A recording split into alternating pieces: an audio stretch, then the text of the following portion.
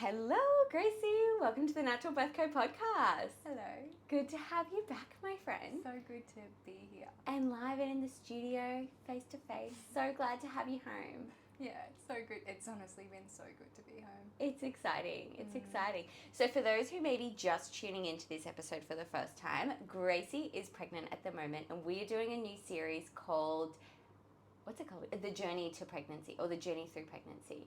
And this is Gracie's version. So we had our first catch up about a month ago at 11 weeks of pregnancy, and we're catching up every single month to see how Gracie goes through her pregnancy journey, how she goes about her birth preparation, and all the changes and the shifts that come with that. So if you haven't listened to the previous one, you might want to go listen to that first.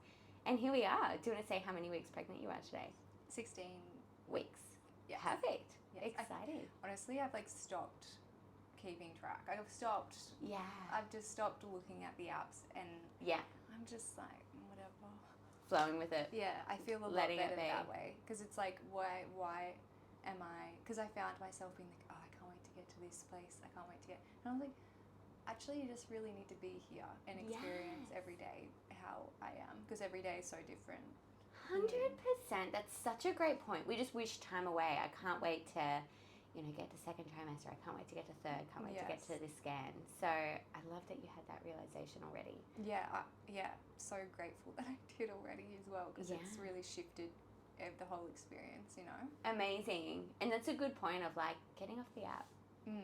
It's cool. The app's cool to, I have the one where you can see the baby and its heartbeat, and it tells you stuff. But I think after I had the 13-week scan, and I saw it, and it was really healthy, and I don't know, I just felt, I was well, that's cool. And I feel good, so why do I need to keep so intensely checking every day, Absolutely. Or being I'm this day, and also anyway. I know what you mean. Yeah. I know what you mean. So let's do a recap, because the last time, as I said, you were 11 weeks pregnant, and we were awaiting that 13-week scan, which we'll get into, which is exciting. We were also awaiting, confirming what type of care you were getting, so whether it be hospital care, whatever, and you were going through some big shifts, spiritually you were having some wacky dreams and all that sort of good stuff. So what's happened in the last month since then? I just feel so much is so much, guys. Even I don't know a lot of the stuff that's happened, so this is going to be a surprise to all. Okay, I'll just go back from how you said it. So the first thing you said was the 13-week scan? Yeah.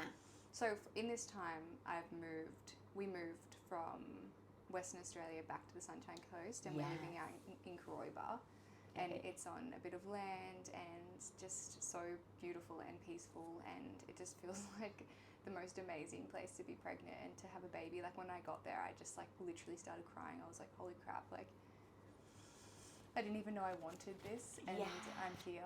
It just was really, really surreal, and really holy crap, if we don't get reception out there, I'm going to get Wi-Fi eventually, but that's been a whole thing too, because I was well, what's the rush? I'm never not going to have Wi-Fi again. You know what I mean? So I've just been, and we don't get 4G in the house because it's tin, which is cool, so good for our health, but at first I noticed myself being oh, I need it, but then I'm why? And then now I'm just my kids are going to have, well, my kid is going to have just all of this land to go play. Yes. And it can't just get on its iPad or whatever, and get on the internet, even though it won't be doing that for a while. But I know what you mean. Yeah, it just feels really aligned with what I would actually want for my children. Yes. And not to have busy streets and a lot of houses around, and literally there's just so many kookaburras, and you know how much I love kookaburras. That was amazing. I saw your video, and they were all just cacking away for so long. And because I've been beautiful. waking up so early, I'll wake up, make a coffee or a cacao, whatever, go sit outside to meditate, and it's 4:30 that it's and I'm just literally every morning, it just brings me so much joy. Amazing. Yeah, I'm so glad you're loving the place. So good. It's definitely different, further away from everyone, but it does make your times seeing people really special as well. Yes. Yeah, it's a really special place for Brenton and I to be. It's been really special. But anyway, so we moved back, and we've actually just been taking it super slow, setting up the house. We still are living off the camp fridge, and we just have a bed. We got my dad and his partner bought this like epic bassinet off Marketplace for us. Oh. Yeah, it's like a snug bug. I've heard of them. They're so good. Yeah, It's cool. epic, and it's like so my vibe. And my sister was like, my sister's like been giving the green tea, because everybody's like hitting me up for stuff. They're like, said like, Brenton's mum, bless her soul, she's the most beautiful lady. Every day, just sending me things like baby stuff on Marketplace, and I'm like, I haven't even got a fridge yet. Like, yes, I need to slow down. You know? Yes. I need to be able to function myself before I start thinking about this baby that's coming in months away. Yeah, there's no rush. There's still at least 5 months. So. Yes. Anyway, so we got back, and my partner literally drove every day for 6 days across Australia to get back for our 13-week scan. Like, that was his, you know, deadline. Yeah, his thing. He was like, okay, I really want to get back for that. Sick. So he got back that night, and we went out for dinner, and then the next day, we woke up and went for the scan, and I woke up at like 3 o'clock in the morning because I was so excited. I was just like, oh my God, I just want to like, I was just like nervous and excited, you know? Yeah. But it was such a different experience to the first one. Like the lady, I think because it was at Noosa, like it was a bit nicer, and the lady was so funny, like it was just hilarious. And to see the baby, like an actual baby, like was really different as well than just it being this little like sacky thing. Yes, yes, yeah. So that was cool, and everything like looked really healthy and amazing. Yeah, it was really good. It was, and she was just like, oh my God, like it will not stop standing on its head. And I'm like, oh. I'm a yoga teacher, and I just love doing headstands. I was like, yes. Oh, we're gonna have a, and it's I won't sit still. I'm like, oh my goodness, this is me. This is me for sure. So true. So that was really Brenton would have been like, here we go. Yeah, 100%, because Brenton's such a slow mover, and he's so chill. Yeah. But he has a lot of energy as well. But anyway, and so after that was really cool, and then we were like, I thought I would be like, I can't wait to tell everyone, and then I just, honestly, the shifts that happen within like a day is crazy. I'm just like, I don't want to tell anyone anymore. Oh my God. What do you mean? I'm like, let's just keep it until I start looking pregnant. Like, what's the rush? And then he's just like, okay. Yeah, and he backed it though. He was just like, yeah, you're right. Like, let's, and I think he said something to me as well about that, because I was like, let's do it. And I was having this rushing thing. Yes. And that was something that's come up a few times since I've been pregnant, because I've been like, oh, I can't wait for this, can't wait for that. And Brenton's just like, this is like, we need to be so patient. Like, this is a patient waiting game, and we need to be patient, like even in all parts, you know? Amazing. Yeah, and I'm like, you're so right. And so it's been me just sort of being like, okay, there is no rush. And then when I've lent into that, even with like getting Wi-Fi, getting shit for the house, getting stuff for the baby, all of the things, like, it will happen. Yes. You know, like the right things will happen, and when I feel the pull to do things. And then anyway, so then I knew that we were recording this podcast, so that was like a bit more of a push, and I knew that we had to do it eventually, because like I am starting, like you can see that I've got a little bump now, and so and I went back to teaching yoga. Yeah. And I think that was the thing that I was just like, okay, like, and I think I was 14 weeks then, so it was I needed to probably tell, you know, like, peeps. Yeah, because like it was, not that I looked that pregnant, but I just sort of felt, I was like, I'm different in here. Fair. I'm not the same person. And you almost want to disclaim, like, why you're dropping your knees in chaturanga and all that sort of stuff. You want to explain, you know, I'm pregnant, by the way, so do what I say, not what I do. Yeah, and it was really beautiful as well. Like, a few of the classes in the first week, like, I just was so open about just surrendering to what's happening, and it was really, it like went into the theme of our, like, what we're focusing on that month in the yoga, like in our yoga studio. And I was just so open, and it was really powerful for me to like just stand in front of a class and be like, you never bloody know what the universe is gonna do to you. And I'm very open already and very honest, but it felt really, really powerful to like speak my truth like that about something that's so real and raw and happening like right there for me, you know? Yes. Yeah, absolutely. Yeah, so that's been amazing and challenging at the same time, like just feeling really different in my body in like so many ways. Yeah. Yeah, just reveal. So yeah, just like I've always been a very active person. And like before I fell pregnant, I was training for a marathon or half marathon, so I was running a lot and starting to feel really fit. And then it just feels like you just become so unfit overnight. Yeah. And like you can't. I feel like it's really strange. Like you just can't.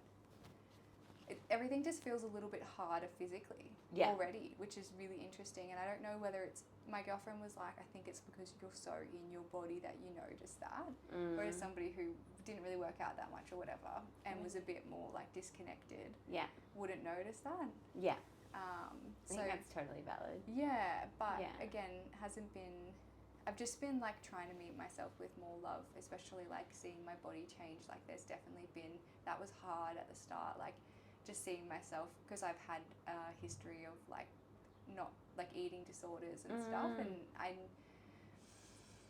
think I knew it was going to be hard. Like I think I knew that was going to be hard for me, and I think, you know, obviously it still will be. However, I do think when I start to get a bigger belly and like don't just look like I've eaten too much pasta, like it'll feel a little bit better. Like you know, because it's just this awkward stage of like my partner's like, you still look like fitter than a lot of chicks on this beach. You know that, right? And I'm just like, yeah, I know, but for me, I feel really uncomfortable right now. You know, like it's like really interesting, and like obviously I know I'm pregnant. Yeah. It's just, it's definitely an edge for me, and it's, to be honest, I'm grateful for going through this, because I do feel like it's going to heal that in me as well, like just being, because like the more pregnant I get and the more I see my belly grow, I'm like, wow, like I've actually got a baby in me, and that's pretty crazy, and I'm doing that, my body's doing that without me even doing anything, and I feel pretty good other than that. Like, to be honest, I feel really good, like apart from it's more the mental stuff that it has been the hardest part, to be honest, so far. Like I have been getting like a little bit dizzy just standing up too quickly, but that I think that was like when we had just moved into our new house, and it was a bit stressful, like overwhelming. And I think that was it. Like I probably wasn't breathing as well as I could have been. Fair. Oh, that's so interesting. I do think, because pregnancy and birth is such a transformative time. Yeah. And I don't know what you think, but say with the history of eating disorders, and then your body's changing because it's growing a human, and as you say, you don't necessarily look super pregnant, but you don't look how you did before, that can be really triggering. And I almost think just bringing awareness to that is like enough for it to just dissipate. You know, like constantly bringing, oh look, that I'm feeling self-conscious because of this, but I'm grateful for this, and I know that it's not true. And then over time, like a whole pregnancy, especially with the mental transformations that happen, that's just enough for it to often dissipate. It'll be interesting to see how that like continues. I think so too, and I think that's probably been the biggest thing for me so far, is like really feeling into the fact that it is a transition, and it is, if you want it to be, a really powerful and healing time with you and your body and your baby, and before you even seen its face, that you can have this whole and healing for. I think the thing for me that I've never had before is like healing deeper, not just for me but for someone else, because I don't want to have a baby that, I don't want to be a role model to my baby that I'm still holding on to this like honestly girl shit, you know, like it is girl shit, because it's the ego, it's just so, and it really honestly like blew me away with how concerned of how my body looks I have been my whole entire life. And that's not to say that I don't care anymore, like I do care, like I'm not like blowing out and like just eating whatever the fuck I want, because that goes against my values and also nourishing my baby. However, like I feel like I really did miss out on so much of my life being so concerned by that stuff. And I really I know how incredible my body is, and I know that after I have the baby, I'm also going to go back to how I was, or even better. Like I have control, you know, like I can create this into what I want it to be, and I'm really grateful that I'm not being like restricting myself, and I'm really hungry, because obviously you just get more hungry when you're pregnant, like and it's just, that's been a really big one for me. So good. That's so powerful. I love that. And I exactly love what you said. Isn't it wild how much more, I guess, motivated we are, or willing to look at the shadows when it's for the sake of our baby rather than the sake of ourselves? Like even with everything, like, you know, plenty of women don't exercise at all, and then they fall pregnant, and all of a sudden they're at my classes like twice a week, every week for their whole pregnancy for the baby, which, you know, makes total sense. But it's funny what we do for our baby and we don't do for ourselves. Yeah. And it's, I think also like there was even like at the start some like worthiness stuff coming up. I'm like, I don't know if I'm worthy to be a mum. Like, I don't know if I can do this sort of thing. But then just like learning so much about the transition and how it's actually just like the rite of passage of being a woman, and there's so much power, and I'm really excited to see who I am on the other side. You know, like I'm like, God, I'm not even gonna know her, and that's the thing. Like I'm seeing friends that I was friends with before I went to Western Australia, and I'm seeing them now, and I'm like, whoa, like my bullshit intolerance radar is so low. Don't fuck with me. Well, yeah, but it's not from like it's not from a place of anything but love for myself and my boundaries and my energy, because I'm like, I have a very limited amount of energy for other people that don't serve me. Absolutely. And I think that's just going to get less and less. Absolutely. And I just want people who are going to lift me up, and I can do the same thing, because I really fucking need that right now. Yes. I don't need the other shit right now. Absolutely. Yeah. Absolutely. So that's been something else that I've really noticed, that I'm like, I don't give a fuck like about that. Like I really don't care. It's just like, whoa, I've got other shit to think about, and it's like goes so much further beyond this like egoic relationship. Yes. But it's really only something you can experience when you are in that situation. You know, like you got to be ready. Yeah. Amazing. Okay, so you've had this scan, you've had this shift and realization of your exercise regime and how things are a little bit harder than usual. Yes. I'm still moving every day, and I've actually just started like a weights program, because I know that being strong is good when you're pregnant. Yeah. And it's always been something I've resisted. And I'm like, why don't I lean into it then and see what happens? Yeah. And I just walk a lot, like I said, and like I've been swimming, and I find swimming is so good for your hips, honestly. Amazing. If you're pregnant, go swimming, because it's like the best thing, and not to mention like it's can be very meditative, you know, like just with yourself in the pool. And absolutely. I love swimming. Yeah. Honestly, I reckon yoga and swimming are the two best exercises for pregnant women. Yeah, and walking if you can, if you're... Yeah. Yeah, because I did start to get... Well, there has been a few times where I've had this, like, shooting pain at my vagina. Yeah, really? Like, already? Yeah, I know. Somebody said that, and I'm like, I know. I don't know. Yeah, bummer. Don't worry about it. It'll be fine.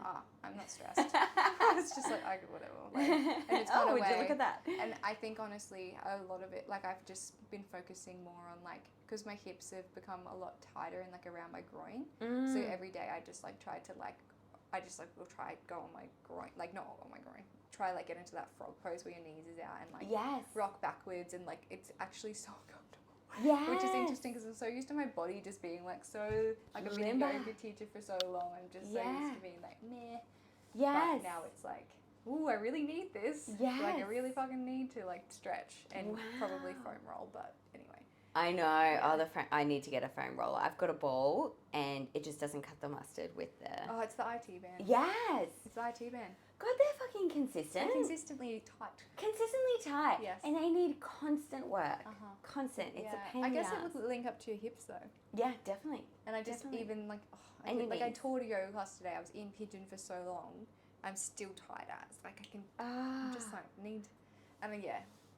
But anyway. Yeah, it's so good. Yeah. And then you've also had the third shift is your bullshit rate has gone down. So you're kind of not nourishing these egoic relationships that don't really serve a purpose. They were just kind of nice to think about. It's really interesting upon reflection of, like, I really feel like on subconscious level, I knew that I was going to be pregnant, even though I really didn't consciously. Yeah. But like I just went through this period, like a couple months, just reaching out to like old partners, old friends, all of this stuff, all of these old ties, and like apologizing, just sending love, and just really weird. Yeah, really? Really weird. And it, like now I'm like, that was weird that I did that. But like, yeah. And now, like, so I think my dreams have definitely calmed down. I'm still dreaming every night. But I do think that they've calmed down somewhat. Like they're definitely still very symbolic, a lot of them. Like, yeah, there was this one person who I knew that I hadn't completely, I don't know, just hadn't, I didn't feel peace and well in the relationship. Like I just felt ick. I felt the ick. Interesting. Really bad, and just dream after dream every night about this same person. I'm like, fucking hell, like, what do I have to do? Do I have to like actually talk to this person? And and then I ended up, I pretty much just like told them like where I was at, that I was pregnant, and just sent them love, and I think I knew that telling them that would make them go away, not like from a bad place, but just like, I don't know, it was really weird, and I had to forgive myself for some stuff as well. Not that I did anything bad, but emotionally I just didn't feel. Yeah, it was interesting, but that kept coming up like again and again through my dreams. Right, and you just felt like this relationship, in whatever form it was in, just kind of separated, but there was stuff unsaid, or you still felt? It was more a feeling of discomfort, and like I was afraid of, like, I had a really weird feeling about this person. Like a very strong, weird feeling that there was something not right. And when you messaged them, did you say anything regarding that, or no? What I kept did you feel? I just woke up and I was like, I think I've got to message that person, because they had actually messaged me and I hadn't responded. It was interesting as well because they had messaged me like probably 2 weeks after I would have fallen pregnant. Oh wow. And then I hadn't heard from them for ages, and then messaged them back so many months later, and I was like, hey, like, I'm actually pregnant, like this is where I'm at, like hope you well, and they sent a message back and I was like, cool, that's that, like I feel good about that now. Nice. But yeah, it's been interesting, the dreams being so symbolic and just crazy, and I really feel like pregnancy is a place where you can't hide. Yes. You can't hide, you can't numb, you can't avoid your feelings. You really have to sit through them, unless you're just going to like go on Netflix and stuff, but I don't have reception or internet, so I can't do that. There's no running. No, and I'm actually just like done with that. Yes. I felt that before I even felt pregnant. I was like, oh, I'm just like, whatever, like I just want to see what it is, and like you're actually so powerful, like the stuff is coming up for a reason, and I think that that's something that, I don't know, more people should know. It's like not to fear the feelings, because that's what you're scared of feeling, is the feeling. And new feelings are arising now that I'm scared of as well. Like new maternal feelings towards even my partner, and like his, like, because he's a musician, he's out late, and like, and we're living on this property, like there's been a few times where I'm like, I wake up in the middle of the night and I'm just like, is he okay? And I'm like, go outside on my phone, like trying to get reception. I'm like, are you okay? And like, it's intense, man. Like, I'm like, now I know how my mum felt before I even had a baby. I can feel that like fear of like, oh my God, like, are you okay?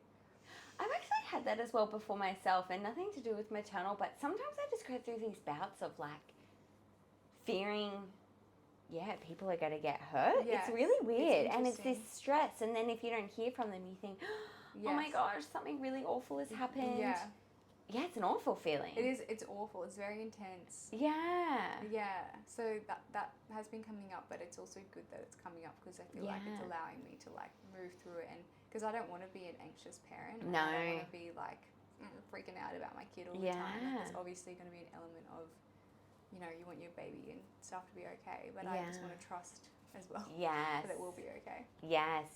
So did this person escape your dreams? Yeah, I haven't had a dream. Hopefully tonight I don't have a dream about it, because that would not be ideal. Put on the next podcast. Oh God, guys.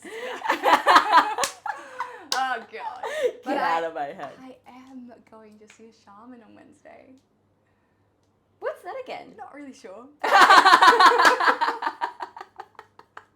Like the last week. So I've been getting like I probably just sound like the big baby, I swear I'm normal. Guys, I'm a photographer, go check out my page, like I have a real life.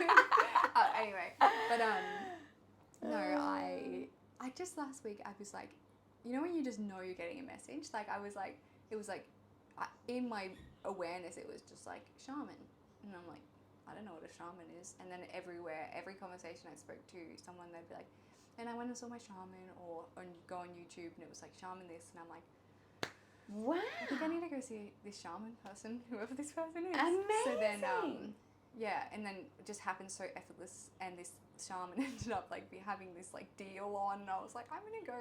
So on Wednesday, good. I have no idea what it entails, but it's like a 3-hour session. I think Wow. generally you can do like journeys with him with like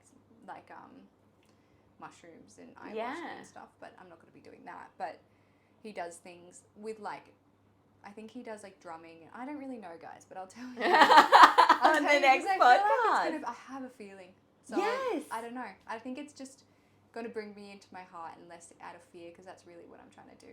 Interesting. Through this pregnancy, I really like, that's honestly my biggest intention. Is to feel powerful and to feel calm and really present, and amazing. I'm so intrigued. It's definitely some sort of spiritual teacher, potentially like energy healer type situation. And I think he goes into, I think he maybe goes into like ancestral healing. Interesting. Yeah. So I feel like it could be really good. You know what's something weird is that I feel, because you know how women, we pass down the red thread, right? So ancestral healing. For some reason, whenever I hear about rape, or like we watch a movie and there's rape in it and there's that sort of weird stuff going on, I get so triggered and I just feel so nauseous, and like even we'll go to bed and Lockie will want to cuddle. I'm like, oh, sorry babe, don't touch me. I just feel like you're going to rape me right now. Like I just feel fucking sick to the tummy that I don't want anybody touching me. And I've often wondered whether it was something to do with that, because I've never experienced anything even close to that, which I'm super grateful for. But you should definitely, I'll let you know if he goes into that, because I have the same thing with like abandonment stuff, which is like, as in people will leave me, as in like even just leave the house. And I've worked through it a lot, but I had this like full like, oh my God, like I think they're never going to come back. Really? Yeah. That's an awful feeling. Yeah, it was. It has been. And and it's like, I think now that I'm like really trying to face all of it, I'm like, oh yeah, I want to look at that, because I actually, when I look at the women family line, it's all been like suppression, and for some reason I am so different. I've never felt more different from my family and like a black sheep in my family than I do in this moment, and that's not a bad thing either. Can agree completely. Yeah. I just feel, and I even said that to them the other night. I was just like we're watching Eat, Pray, Love, and they were just like, oh, why would you want to go to India? And I was like, I fucking cannot wait to go to India. That's one of my top 5. Yeah, I'm like, I just said, I want to go to India like on my 30th birthday. Anyway, and funny. Yeah, and so I do feel as if I'm like, well, for some reason I've woken up to it and I want to face it, and maybe it's not even mine to carry, and I just need to hand it over to somebody else, because that doesn't, like, I definitely had parts of my childhood where I did feel abandoned, but I wasn't as a whole, you know? Yes. And I think I've done enough healing in that space to like not have these feelings still coming up. So yeah, so I'll let you know. And I can't wait to hear about this shaman experience in the next pod. Yes. Amazing. So, okay, what else has popped up for you over the last month, would you say? What else has been going on in the sense of like pregnancy, preparation, feels? So I actually feel a little bit emotional about this one, but I just like still don't know. I'm like not clear of what I want like birth wise, and I think I know what I want. I just like I don't feel like supported and safe enough, and like I can actually get the proper care to make that happen. Right. So I started. It's really interesting the shift I had, like when I fell pregnant and found out I was pregnant straight away. It was really interesting just noticing the instilled fear I had of like, I'll just get a cesarean straight away. Like it's all good. Then I just don't have to do. However, since being pregnant, I've like learned so much and listened to so much information, and just become so empowered to be like, holy shit, well actually maybe this isn't just giving birth, and maybe it's not just this medical thing that happens to a woman, and maybe we do have the power within us to birth naturally, and I'm healthy and I feel great, like and then anyway, so then I was like started learning more about it, and I'm like, okay, well, maybe I actually want to do this like fully natural. And then I haven't got into the MGP program. I haven't heard from them yet. However, I went to a new doctor and she sent away another referral. But Great. anyway, I haven't heard from them. So I haven't been to the hospital and I haven't felt into how that feels. But like when I think about it in my head, I feel scared and I feel anxious. And I'm like, I know for a fact that that's not how I should feel or want to feel going into giving birth in a space, you know? And then I'm looking around at my house and I'm like, wow, this would be the best place to give birth. Like I have so much space. I literally have, there's like no one around. As in, I am only 15 minutes from Noosa. Like it's not like I'm in the middle of fucking butt fuck. But like, you know, it's just like trees and, I mean, the neighbours would probably be like, what's going on over there? But they'd probably get the gist. Yeah. So then I was like, fuck, like, I want to fucking home birth, like, shit. Yeah, because something I remembered as well is since our last podcast, you watched Birth Time at our screening. Yes, and I also, I listened to Childbirth as a Rite of Passage, and then I also listened, so good, should definitely. Yeah, by Rachel Reid. So good. It doesn't just go into only natural birth, only home birthing, only, it's like really good because it goes through like there's obviously benefits of, you know, the medical system and intervention when it's needed. Yeah. However, and seeing Birth Time was so good. Like, highly recommend watching that movie. Yeah. Because it just confirmed everything that I was feeling. Wow. 100%. And it, like, Caitlin was sitting next to me and, like, Rose, our other friend, was sitting next to me and, like, I literally just, there was so many times in that movie that I started crying because I was like, holy shit, like, I just know what I want and I know... Yeah, anyway. Yeah. And so I made that kind of like, had that connection to that type of birth and that empowering experience. And like, obviously I fucking know it's going to be hard. I'm not retarded and just bypassing the pain and bypassing it. But I'm like, well, what if there's a reason for that? And what if there's actually growth that happens through the pain? And maybe we need to go towards it. Just like the shadow stuff and just like the feelings that we try to avoid that we just suppress and they come up eventually, like maybe that's the same with birth. And maybe when we don't give ourselves even the chance, you know, it takes away belief in our body and in our power, because since being pregnant I'm like, holy shit, women are so fucking powerful, and it's pretty much just like changed the whole trajectory of my business and my life. I think that's what so many women experience that. Yes. If they open themselves up to it, you know, like you have to be open to think of like, holy shit, like not just falling to like the doctors, like kind of, and I totally have nothing against that system either, like totally time and a place. Anyway, so I started thinking and having these feelings and it feels really right and light for me. Yeah. So then I started to try find a private midwife, but because I was already, once I started having these feelings, like I was already 14 weeks pregnant, and I'm like, fuck, like how am I going to be able to find a private midwife that's like can birth with me? And I haven't been able to find anyone. So then I've just been like, okay, well, I'm just going to see what happens and like let the universe decide, you know? Yes. And then, but then the thing that's probably been the hardest is that when I voiced what I want to my like family, apart from my dad, he's great, and so are my other family members, they're just scared, and they're like, no way, like no way. Who cares? Even my dad, after everything that I do, he's like, home birth is so unsafe, blah blah blah. Nah, I feel like I will be more. I feel like I will be more safe at home. I just have this feeling that I'll be more relaxed and more safe, and I'll know if I need to go to the hospital. And so this is the other thing. Where we're living is an hour away from school.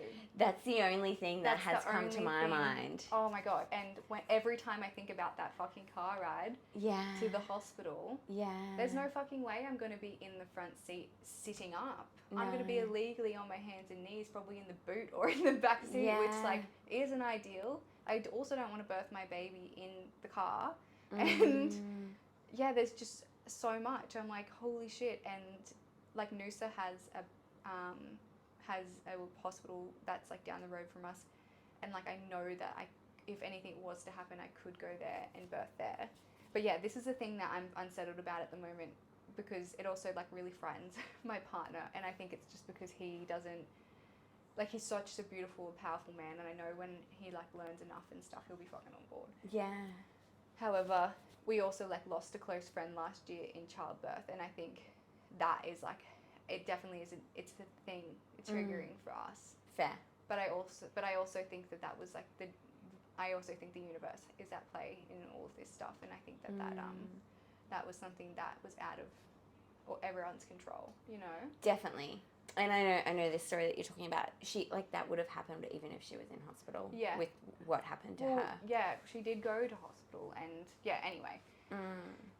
So yesterday, we actually, my partner and I, like, had a really beautiful, like, conversation about birth and stuff, because I've been, like, trying to have, like, we've spoken about it, but, like, never, like, because it's big, you know, it's big, and it's not, it's not something to, like, bypass or, like, not think about and not feel into and really feel the extremity of it.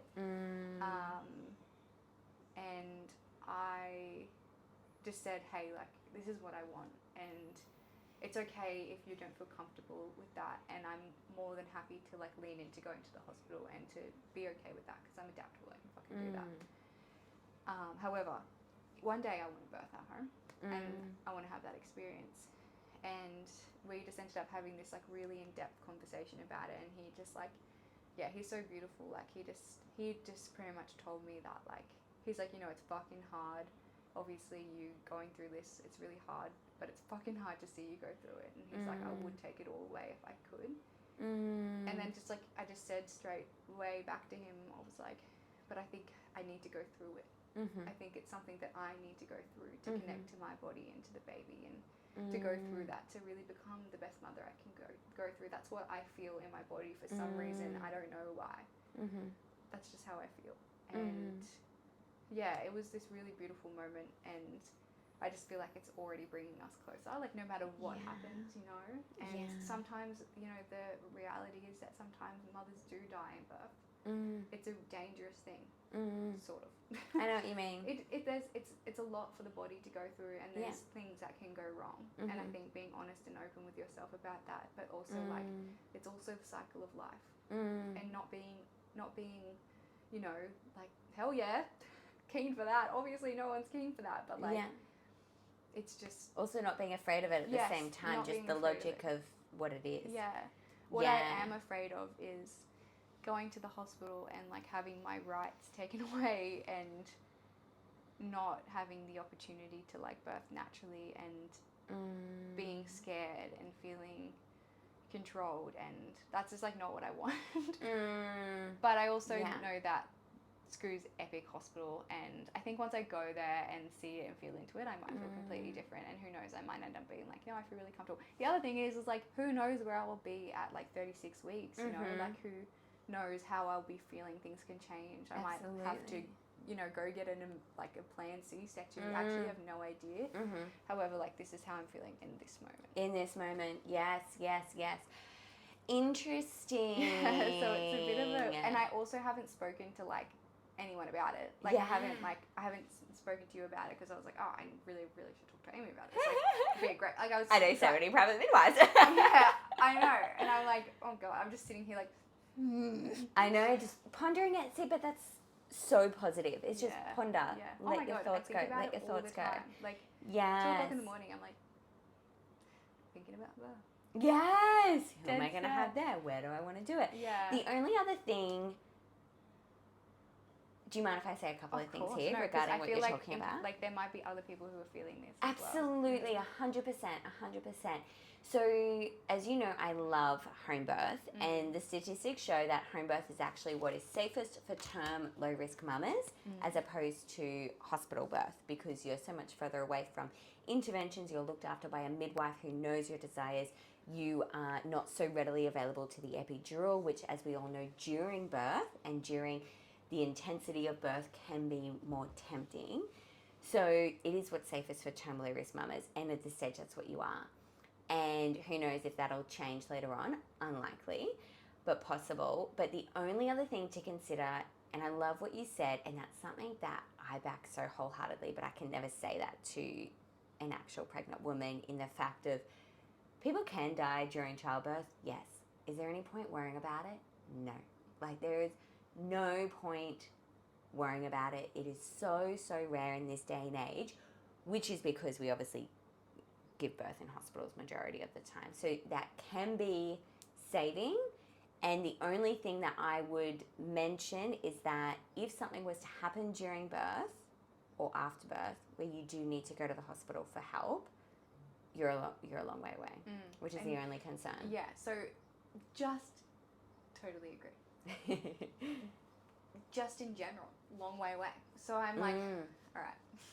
I was driving here, I'm thinking, all right, how can I make this work? Like, how can I make this work and it not be like, because I don't want to be fucking like going into labor and then like, fuck, got to get in the car. Yeah. And for an hour. Because a lot can happen in an hour. Yeah. And I was Do you mean if you're planning to birth at the hospital and you're doing a definite transfer? I definitely want to labour at home for as long as I can. Yeah. Like, I don't want to be chilling out in the hospital because it'll take me a lot longer to give birth, I think. Yeah, like, fair. Just because I'm so calm out there. Yeah. Which is what makes me feel like I should give birth at home. Yeah. Is because when I think of, and maybe go to the hospital after or something if I need to.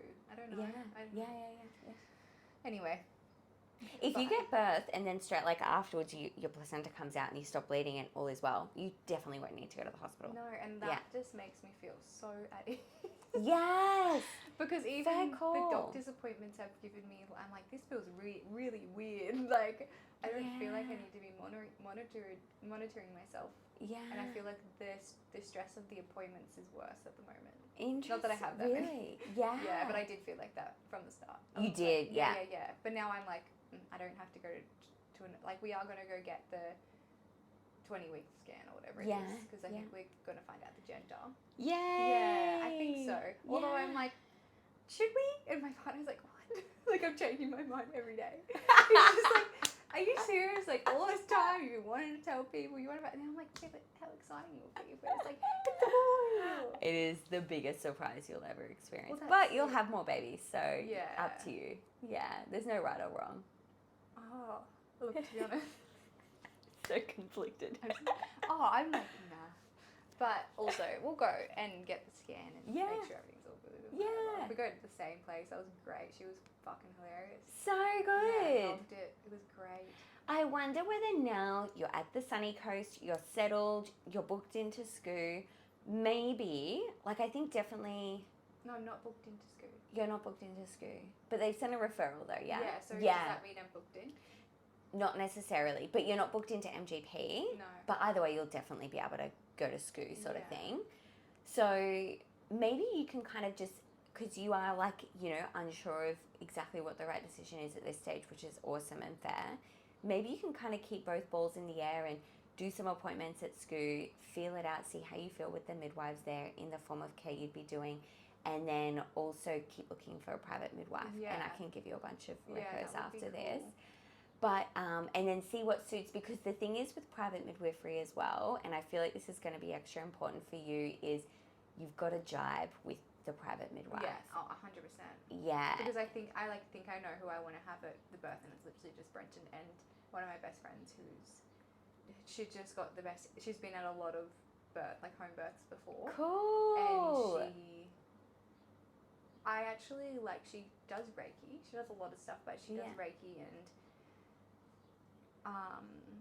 she's just really in tune with her intuition. Yeah. And I think I was like, I want to have another woman there, but like, I don't want it to be my mom. I don't want it to be anyone who's going to be like instantly weird. Not saying that you're going to do that, mom, but like, you know, I just don't want to risk it. Yeah. I know that she would just be so like sending me just like, you're so powerful. Yes. And then the other day she actually gave me a Reiki session. Amazing. And it was like the first time that I just felt so connected to my baby. Like, I just felt really, straight away I just went into this like sleep state, and I was really tired that day, but yeah, I just felt the baby. Like I could feel the energy of the baby. And then she said, like when I came out of she finished the session, and I felt so good, and she was like, like she can read into the energy obviously, and I was like, like, how was it? And she was just like, like so good, everything feels so light and everything like that. And then she she said that like the baby is just like so at peace, and Wow. yeah, and she said that when she came over to the left side, that it felt like she could feel like stardust like hitting her hand. Oh my gosh. Yeah, I know. That's pretty special. So special. I've never had a Reiki session before. They're good. It's like super relaxing, and Wow. but I definitely needed it. I just think I felt a bit out of balance from like just moving, and Yeah. it's really good. Ah, that's so nice. That's so nice. Okay, so this is an unsure topic right now. I'm really intrigued. The other thing that I was going to say is that the hospital seems really scary when, birth time doesn't necessarily put it in the best light at times. And those things can definitely happen, and it was all truth. But that's something like, for example, what we really teach our mamas is how to take power of your own birth and kind of like not letting it depend on what midwife you get to on the day, or, up to the healthcare professionals what they choose to do with you in your birth experience, but really giving you that ultimate power. So that would be a big shift if you do decide that route. You won't feel how you feel now entering, And yeah, I think that's definitely something that I'm aware of. I'm like, whoa, like I know that, and that's what I said to my partner yesterday. I was just like, if that ends up being what we do, I'm not going to go into it being like, oh my God, I don't want to go to the hospital. That's not, like, logically, that's just not what you should do.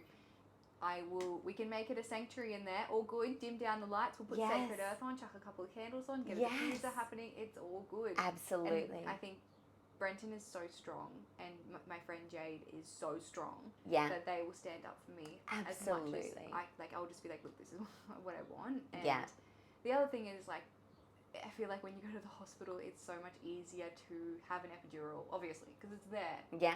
So it's like that, and they might offer it to you or whatever, but I could always just tell them not to.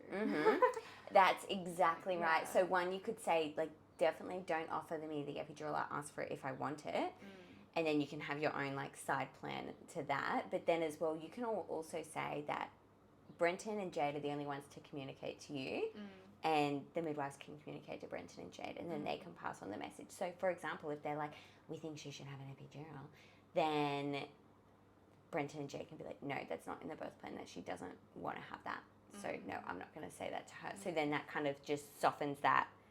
You get much less messages and much less decision making because they know the plan, And then you have, the idea is to have all these plans that can go in all these different directions, So if something does happen, say, you set a standard as to, okay, I feel safe going up to 42 weeks before I get an induction, and then you get to 42 weeks, you're like, okay, this is my standard as to when I have an induction, this still feels good to me, and you go ahead with that. You then have your separate plan for, if I get an induction, this is how I want it to look, and this is how I'm going to still lead it towards a natural birth experience. You know what I mean?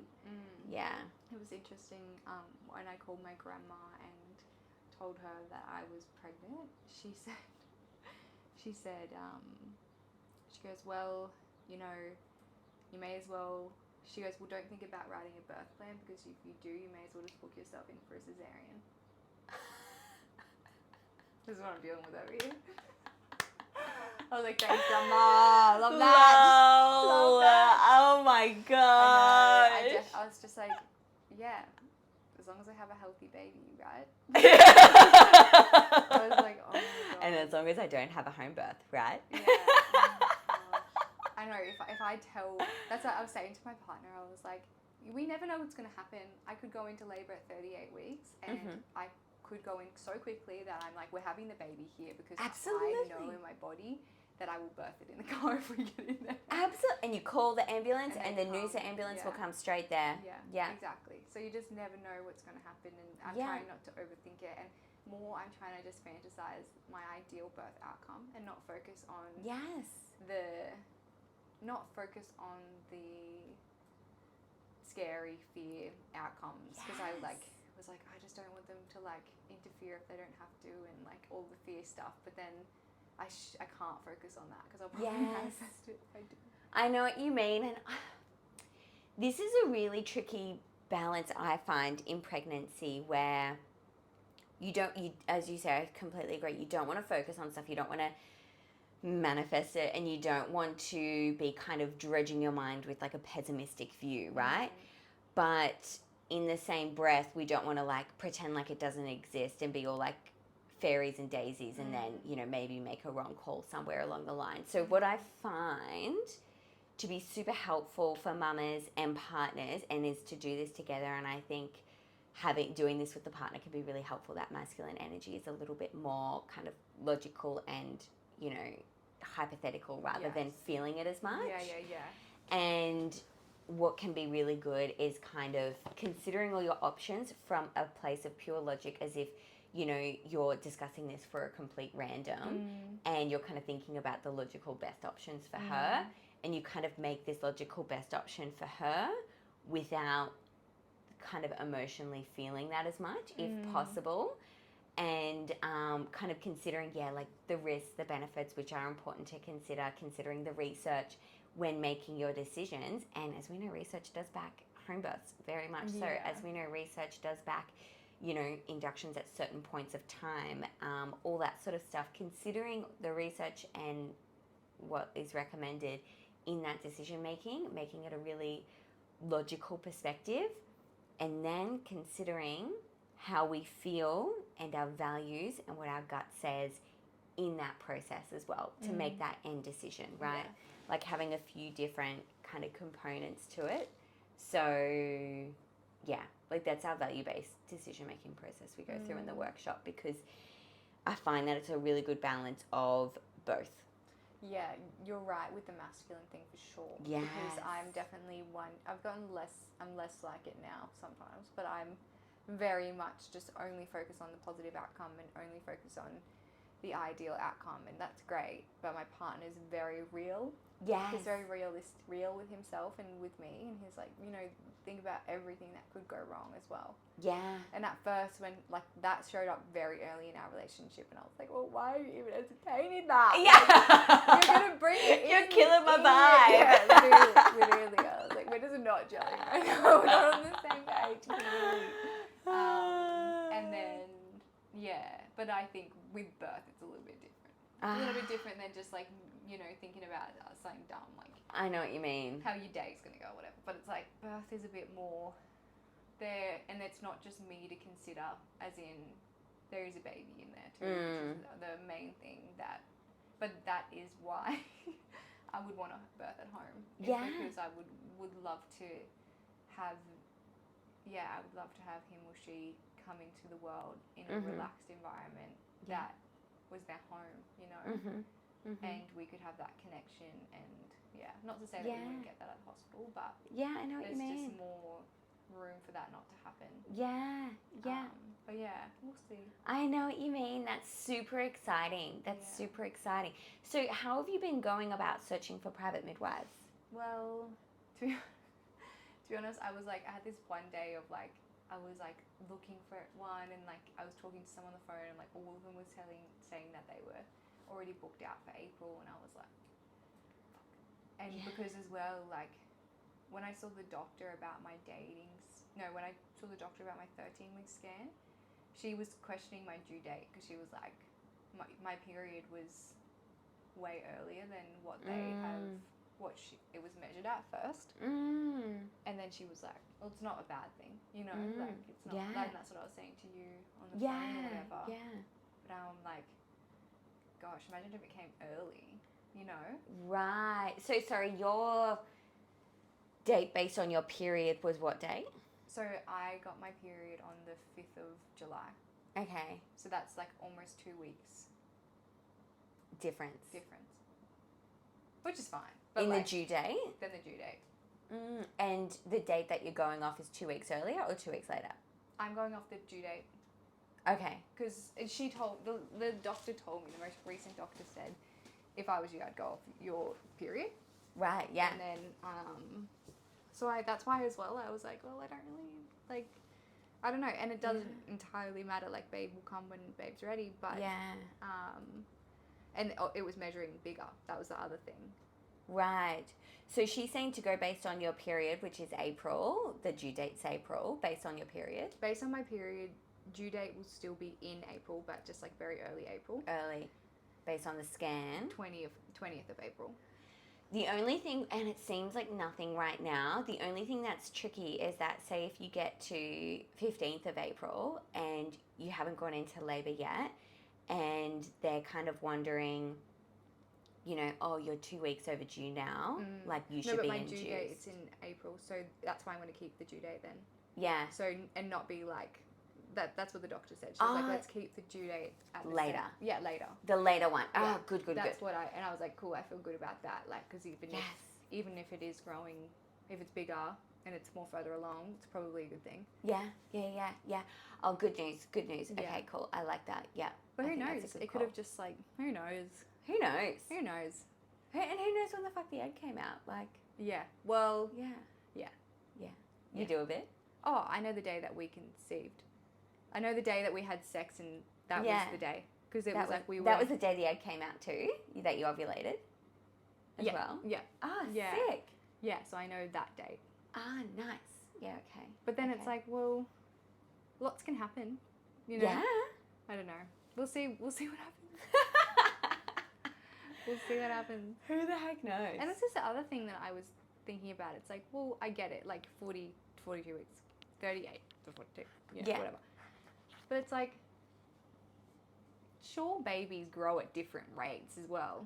Absolutely. And like, that's why I'm like, I don't want to be focused on like if it's bigger or, because then it's like, oh, you know, people start saying, like Brenton's mum had like a really horrific birth.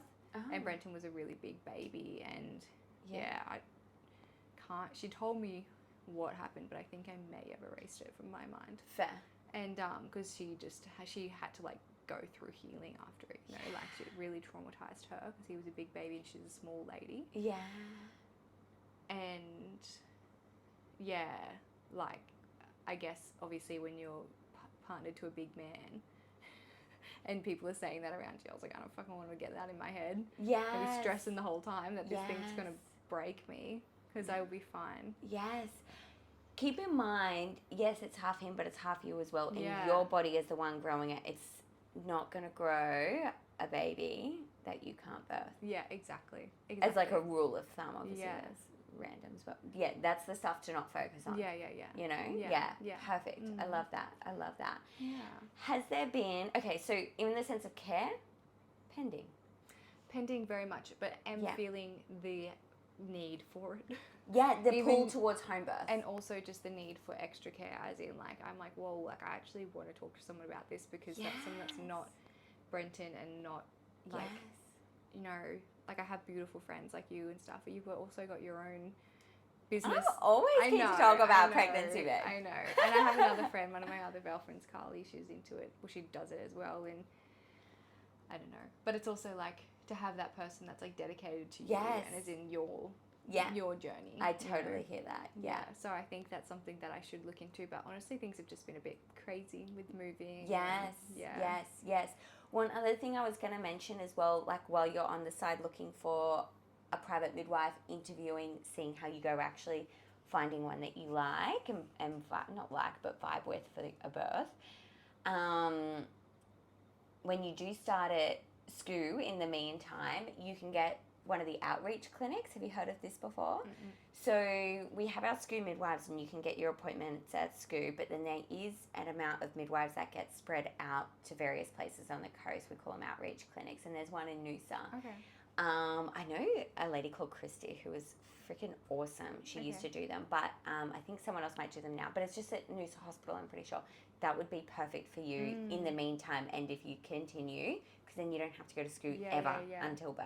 Yeah, true. Yeah, and you get the same midwife. So she's there, say, every Friday, and you have your appointments are always on a Friday, and it's always with that same midwife. So how often will I have to go generally after, like, 20 weeks, is it? Or what is it? Yeah, after 20 weeks. So usually you'll have a booking in probably soon. Is your address your actual address? Because they'll send you a letter, usually they're old school like that at the hospital. True. My dad would tell me. I know my actual address is my dad's address. That's fine. He'll tell you, so you'll do a booking in, sometimes before 20 weeks, but often after as well. And then usually you go to a GP for the 25-week appointment and you get your whooping cough vaccine if you want it. And a general checkup of listening to baby's heart rate and doing your blood pressure. And then you'll continue from 28 weeks onwards to get midwife appointments, usually about every month for a bit. And then after, I think, 31 weeks, it maybe goes to every 3 weeks. And then it goes to 2 weeks, maybe at 36. And then after that, it's weekly at like from 40, I think, or from 39 even. Yeah, it's a bit scattered. There's definitely no firm rule, but around abouts. Yeah. But once a month at Noosa won't be too bad. No. Yeah. That's interesting. Yeah. Do you think you'll get the whooping cough vaccine? I haven't even thought about that. Yeah, fair call. No, I haven't thought about that. Have a ponder. I'll have to research. Yeah, it's more so for the vaccine for babes. Baby, Yeah. And the other thing to probably ponder, and definitely no urgency, this is still not till 28 weeks, but the glucose test. Have you heard of that? Yeah, I think I'll do probably what we were talking about. The hesitation. I'm like, probably do just my own testing, and if it looked, okay. If it looked not good, I Mm-hmm. would research further. Yeah. But what's actually, like, I don't know enough. Like, that's the thing. Like, Yes. still just, like, to be honest with you, I obviously, like, I'm just not consumed by the pregnancy, I suppose. Yeah. I'm just, like, pregnant, but doing life. Yeah. But not, like, thinking so far ahead. Yes. That just feels like so long away. That is long away. Yeah. But anyway, I'd love to know. Yeah. So what the glucose test is picking up is whether you've got gestational diabetes or not, right? Gestational diabetes is essentially a condition that you develop only during pregnancy, and it just makes you more prone to have high blood sugars, so your insulin doesn't work quite as well. And then your blood sugars go higher, which is a bit dangerous for you, but more so dangerous for babes, because then your blood is getting exchanged with babe's blood, so then babes has high blood sugar, and that can make babes fatter than what they should be. So then that can make you have what we call like an abnormally big baby. So you know how if you have a big baby but you don't have diabetes, that's a variation of normal, and that's usually fine. Whereas if you've got a baby that's big because of diabetes, then that might be more of a struggle to birth sort of thing. So it's good to pick that up. But then also when babies are born, they can have, and they're disconnected from you, like that first step of independence, they can have difficulty regulating their own blood sugars because their blood sugars have been crazy throughout the pregnancy. So it is important to consider and to know if you have diabetes or not. Where the issue comes in is that with the testing that we do, so you come in first thing in the morning, you've been fasting, you get a blood test, we see your fasting blood sugar, you then have a sugary drink, an hour later you get another blood test, and then an hour after that you get another blood test. So you're there for about 2 hours and you're not eating this whole time, and you've had this sugary drink. So lots of mamas find it quite nauseating.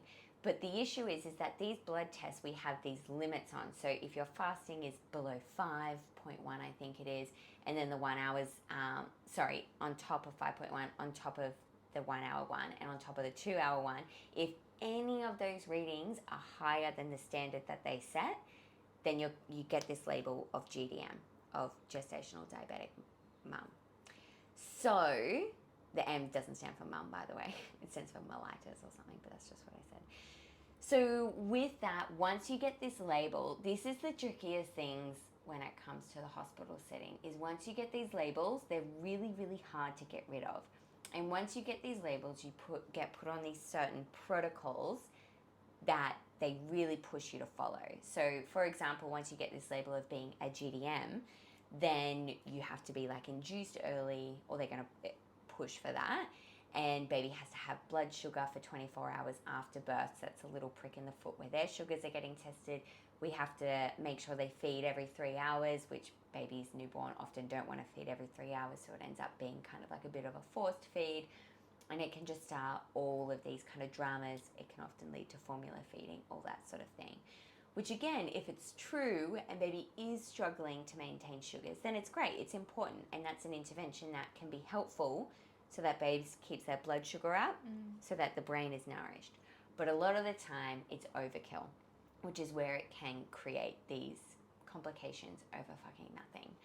So with these standards that I talked about before for the fasting, for the 1 hour test and for the 2 hour test, every year they've been going down, down, down, down, down. So places in New Zealand, for example, their standards are so much higher. So you have to be above, let's say as an example, and I don't actually know, but your 1 hour reading has to be above 9 to be considered a diabetic, whereas ours is like 8. So really there's no actual difference, but it's just the regulation is different, and ours is so low that it's so easy to get labelled with GDM. And then what happens is that a lot of these mamas who are almost seemingly mislabeled as GDM, they have to do their sugar throughout the whole pregnancy, fasting, pre-lunch, pre-dinner, and pre-bed. And they do all these sugars and they're absolutely fine and normal throughout their whole pregnancy. And then they have to go along this protocol of induction and after Is there anything stuff. you need to change eating-wise when you... You do have like a meeting with a diabetic person, but essentially they do it based on your sugars. So if your sugars do get out of whack after the testing, then they will start interfering with your diet or telling you what to eat. But if you're eating like your normal foods and your sugars are maintaining stable, they won't worry about it. You can just keep eating what you're doing. Wild. That seems Yes. wild to me. So there's a couple of options that you could do otherwise. So you could do the test, you could do the fasting, and then the 2 hours after. That sounds awful, Yeah, honestly. yeah, not that ideal. No. You can do just the fasting and see how that goes, and not do the 2 hours after or the sugary drink. You can do what we discussed with Caitlin, which was doing your own blood sugars, fasting, pre-lunch, pre-dinner, pre-bed, for a couple of days and see if they're fine. And is there any symptoms that sort of you would have if you had this thing, or is it just sort of like you don't honestly, really have it? no. Okay. It's really hard. Like, you know how even just normal diabetic people, you can often pick up if you've got a low sugar, you can't often pick up if you've got a high sugar. I don't think, not that I know of. Probably unless it's like wildly high. Crazy. Yeah. Yeah. Don't know about that one. I know. It is tricky, and a lot of mamas are doing some of the other options these days, and it's not met with that much resistance because a lot of the midwives are on board and they understand. Obviously, we just have to recommend what's recommended. Yeah, it's it'd be so hard for midwives, like honestly. It's a constant contradiction. Yeah, it's wild. I went and saw my girlfriend who it's not on. It's not working anymore. I can't hear it. There we go. Oh, don't worry, guys. I can hear it. Fat fingers. No, it's fine. He's got some chingers over here. You don't even have fat fingers. They're fine. You've got gorgeous hands. Oh, thank you. Yes. Yeah, I went and saw a girlfriend the other day who literally, like, it's very on trend with her as well, like, obviously, but she just, like, she didn't, she found out she was pregnant and she just didn't do anything. Like, she didn't go to one appointment. She didn't know how far along she was. Wow. She just birthed at home. She went to your workshop, actually. She, won't name drop, but and she has a perfectly fine baby and she's recovering well. She's like just really nurturing herself through like the postpartum, taking it so slow, just like chilling with the baby, being as present as she can. She's like, it's crazy how I just watched my vagina heal. Like, she's like, I was literally just watching it heal every day, just crying, like, wow, this is so amazing. Wow. And I'm like, holy shit. Like, how can someone have that experience and then somebody else's experience just be so different? Absolutely. You know? It's just, wild. It is wild. And I do know a few girls around my age who are, I'm 26 next week. What are we doing? What the heck? I need to organise something. It's just been... Oh, fun. I know. That's exciting. It is exciting. I'll organise something. Nice. Maybe. I want to. I actually really want to because I'm like, holy shit, this is the last birthday I won't have a baby. Crazy. Yeah. Yeah. But yeah, anyway, and I know a few other girls my age and they're just like free birthing at home, and I would probably wouldn't free birth ever, but because I think midwives are important, and they're an important part of birth and you feeling supported, you know, and Yeah. like I don't fucking know. Clearly, having this conversation, I'm like, I don't fucking know. I need someone to tell me. Like, Absolutely, which is so valid. Yeah. but it is crazy. I think there's going to be more of a rise of home births again, and more of a rise of just women waking up to their power, especially the more we have conversations about it. Absolutely. And, you know, you doing this is like another part of that, you know. It's Absolutely. and I love that, like, what you do is you I guess you address and welcome the whole. It's not just looking that one's better than the other, because there's definitely social movements, like social as in internet. Yeah. There's I hear what you're saying. movements that only go one way, and only it's so close-minded. Yeah, and it's like, well, that's not entirely true. I agree. You know, and it could be dangerous as well. Like, 'cause you need to. It's just being naive and. Yeah. So it's interesting. It's really interesting, because I feel really like I'm observing it from the whole, and I'm no way, and I like being like that. Absolutely. And I love that you're being like that. Yeah, at the end of the day, I think I'll know closer. Yes. I think I'll just be like, okay. However, it would be good to like have some sort of I think a midwife or doula, I'm not sure. Yeah, fair. A doula can be another great option. Yeah. However, they're not like at the birth. They are useful, totally. Yeah. But they can't really, you know, medically intervene in any way. And no, but that's not what you're after. Like, no. most likely, something we have to keep in mind is that there's all these things that we consider. Most likely, you're going to continue this pregnancy completely normal, low risk, nothing wrong. You're going to go into labour between 37 and 42 weeks, and you're going to contract, your baby will move down, and you'll push it out, and all is well. That is the most likely circumstance, you know? What are your thoughts on people...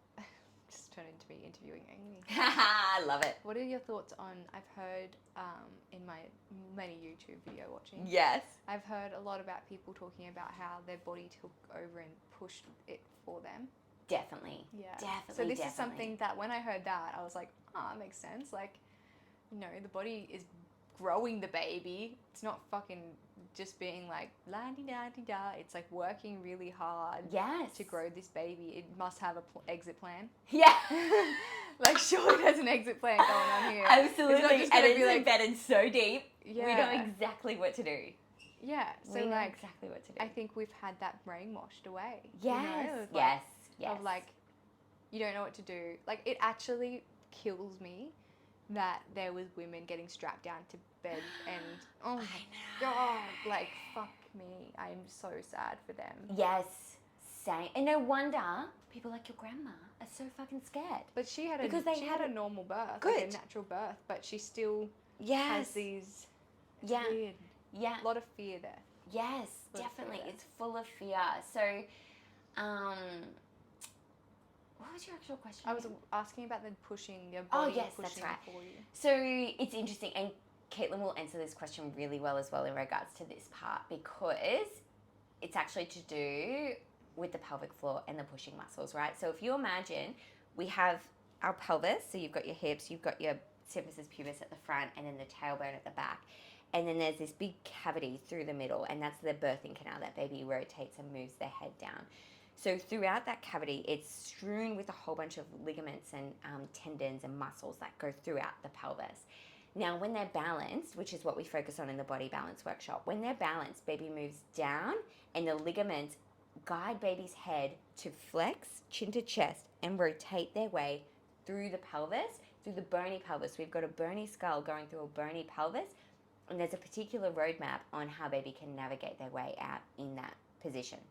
Now, as baby moves down, and they're pulling down on that pelvic floor. So the pelvic floor is like a bowl at the bottom of the pelvis, and it wraps from the front pubic bone, wraps around the back, sort of fuses to the tailbone and wraps around to the other side, and then it acts as this bowl of the pelvis. So as baby's moving down and that pelvic floor is stretching, I'm pretty sure it's a part of the pelvic floor, or it might be separate, but it's called the levator ani muscles. and it's the same shape from one pubic bone wraps around and to the other side. And that is the muscle that when we have a bowel motion come down and it's resting on that muscle and it comes down so much through the bowel with that peristaltic movement that we have, and it triggers that muscle, that is the muscle that gets triggered, that we're like, oh, I need to go to the bathroom. You go to the bathroom and you use that levator ani muscle to contract and push out that bowel motion. So that is the same muscle that wraps around the vagina. So as baby's moving down, eventually gets to a point that we are triggering that muscle. We are resting on that muscle and stretching that muscle so hard that it wants to go to the bathroom. It'll give you this sense of a pushing sensation. And it's literally like you're pushing like you're doing a poo, but you're pushing a baby out instead. So that's where we get that intuitive motion of pushing to push your baby out. But that's different for everyone. Sometimes it's earlier on, sometimes it's not till later. So there's this thing called directed pushing and intuitive pushing. Directed pushing is where you don't have the sensation, but you are forcing yourself to push anyways. And it's often accompanied by lots of big breath in, chin to chest, push down for like a whole minute. And it's really fucking awful for the pelvic floor. But it's so interesting that that's like the way that they birth. And it's actually, the idea is that it shortens second stage, it actually lengthens second stage. So obviously, it just because so you're much just tension. stretching, so you need to be loose. Like I want to just try to be as loose as I can through the contractions. That is the best answer. Yeah, I just want to try this. I picture myself, and I know it's gonna be hard, guys, but like I picture myself feeling one coming, and then just trying to just melt away. But yes, like, yeah. I really, that's what I want, and like even just trying to like force a smile. Yes. Like trying to bring joy into the body. Absolutely. And we focus on so many of those techniques in the whole how to cope with pain and labor. And I think I know the friend you're talking about. She came to the how to cope with pain and labor workshop. Yes. It's like relaxing the face, relaxing the body, like with the lips, really relaxing the jaw, and with the vocal cords, relaxing that pelvic floor, just letting everything flop. So no, you're exactly right. That's what I see when I think about a contraction and I think about what I should do. It's more of a melting into, and I've actually like already been practicing. Doing a lot of humming. So good. Because I know that through yoga, like and like just in the mornings I'm just like humming and like picturing myself like humming through contractions. Isn't humming so fucking honestly, vibey? If you're ever stuck and you're just feeling anxious, just get on the hums. Absolutely. It's really good. I completely agree. But the other thing with the pushing is that when you want to push, push. When you don't want to push, don't push. Because the thing is, sometimes people think like, oh, but if I don't push, how's the baby going to come out? You still got your epic contractions that are pushing your baby down. Like by this stage, the cervix is gone. That fundus, which is the muscle at the top, is so vascular and strong and congealed that it's just going to be so much power with every contraction, pushing that baby down. And some women, like literally they'll be chilling there, you won't even realize they're doing the same thing they've been doing the whole time. And then all of a sudden you look and there's a baby in between their legs and they haven't pushed once. And it's because the contractions are pushing baby down. And at the very, very end, they might give a tiny little and then their baby's out. And that absolutely happens. Some women, their baby's head's quite high and they get the sensation then to push, and that pushes the baby down. It's just the body knows. Yeah, the body knows. You just got to let it do its thing. And something I think, and I could be wrong here, but I think, so the sense of contractions, one of our favorite affirmations, that is the simplest thing and I just love it, is yes, this is hard, but I can do hard things. I can fucking do hard things. Yes, it's painful, but I can do painful things.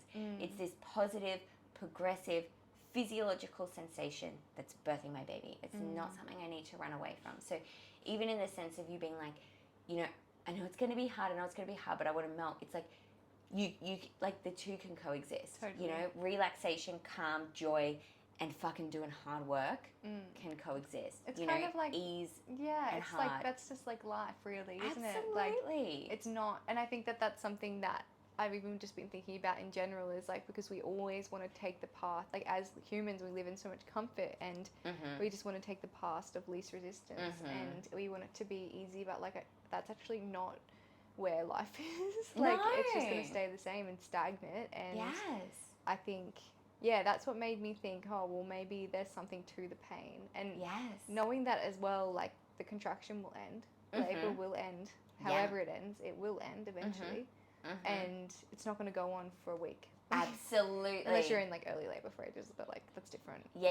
And early labor, you pretend like it's not happening, so you're not acknowledging it. You're in active if you're in active labor, like, it's not going to be forever, and No. I think keeping that in your mind is important, even though I've never given birth before. No. It's going to be cool once I give birth. I think I'm actually very excited for birth. Yes. To be able to experience it and then see what happens, and then, like, I think it's also going to connect me a lot to my mamas as well that I shoot. Like, just like I was already obsessed with maternity shoots, and now it's just kind of been taken a lot further, and I'm like, wow, like, there's so much space here that I can use to really empower women, you know? Yes. Yeah. Ah. So good. So good. Is there anything else you wanted to add? I feel like we really covered all bases. Absolutely. Fucking again, loved this conversation, I know. Gracie. So good. I can't wait to hear about your shaman in the next potty. I forgot that I told the podcast about that. I'll let you guys know. I probably won't get on ayahuasca and bloody I've got to teach yoga in the afternoon, so some women birth on ayahuasca. It's crazy. What? Yeah. I've not heard of that. I know women who have done that. Oh my gosh. And their babies are fine. It's crazy. Crazy. That would be... I've not done ayahuasca, to be honest, Neither. but I imagine that would be fucking hectic birthing while you're on Well, I haven't done it either, but apparently it's a very mothering plant medicine. Wow. So that's why like, a lot of people think that it's very, very powerful. And it won't hurt the baby. It's just going to send you into where you need to go to birth your baby. Crazy shit. But don't you get super sick on ayahuasca? Like, you vomit like crazy? Maybe if you're going into birth, it's different. Maybe. Or maybe if you've done ayahuasca a couple of times before. Exactly, and you you've know kind how of to move purged with all it. this Yeah, stuff. oh, it's true, yeah. I wonder. I would love to do it one day. Me too. Maybe we can do a 5-year reunion. I've gone to Peru. I've done my ayahuasca ceremony. Let's do it. Yeah. Once your babies are a bit older and you can leave them for a bit. Yeah. Crazy. That's a wild thought. Thanks so much, guys. Bye.